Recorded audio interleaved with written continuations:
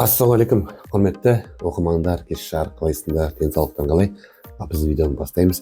Менің бүгін Тема сайтына, магазиніне бүгін заказым келді. Мен сендерге қазір көрсетемін, сол видеоларды тамашалап көріңіздер, алыстан кетіп қалмаңыздар. Енді мен сендерге қазір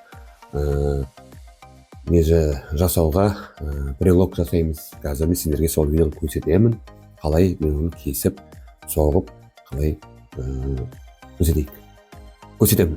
Енді соған қолдап көріңіздер, баға қойыңыздар, лайк басыңыздар, комментарий жазыңыздар. Мынау біздің пышақ ағаш түрі. Біз осы Темадан заказ бергенмін. Осы қазір біз кожаны қалай кесетінін көрсетеміз. Так, екіншісі бізде мынау ременнің тесік жасайтын. Біз ременге бетік салғаннан кейін мынаны тесеміз. Осын кесіп болғаннан кейін тігеміз.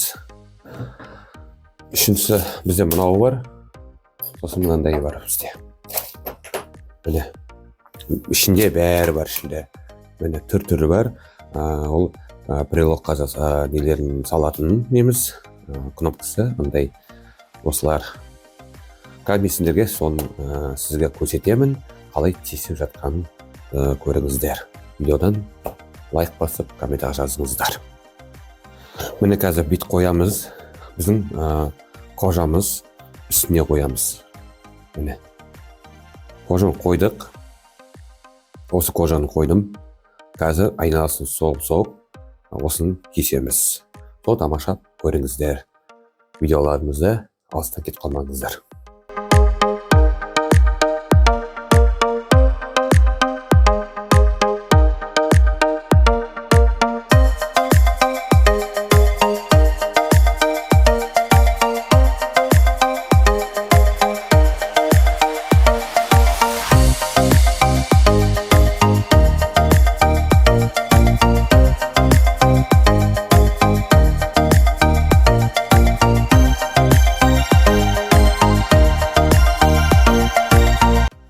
Міне, құрметті оқырмандар, біздер мені